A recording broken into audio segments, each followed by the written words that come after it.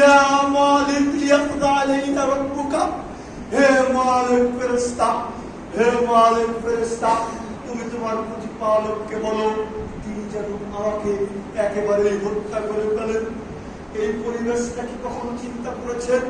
মানুষ কখনোই কোনোভাবে সুইসাইড করতে চায় না, কিন্তু সেই দিন যখন জাহান্নামে আগুন প্রজ্বলিত করে দেওয়া হবে, জাহান্নামীরা চিৎকার করে বলবে ওয়ানাদা ইয়া মালিক লিয়াকদা আলাইনা রাব্বুকা, হে মালিক ফেরেশতা, তুমি তোমার প্রতিপালককে বলো তিনি যেন আমাদেরকে একেবারে হত্যা করে ফেলেন।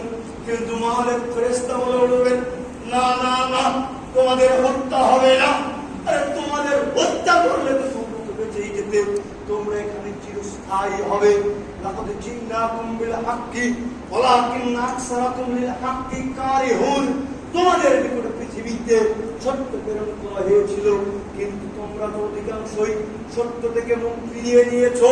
আজকে তোমরা চিরস্থায়ী। চিন্তা করেন তো, সেই দিন আপনি যদি একজন জাহান্নামের অপরাধী হন, তবে সেই দিনের পরিস্থিতি কি হবে? প্রতিপালক তুমি দয়াবান, তুমি ক্ষমাশীল। আমরা আদম সন্তান, বলে উঠতে নয়, আমরা জেনে পাপ করেছি, না জেনে পাপ করেছি, বুঝে পাপ করেছি, না বুঝে পাপ করেছি। আল্লাহ, আমরা এক কথায় আমাদের জীবনে যত অপরাধ রয়েছে সমস্ত অপরাধকে স্বীকার করছি, সমস্ত অপরাধকে স্বীকার করে তোমার নিকটে ক্ষমা প্রার্থনা করছি।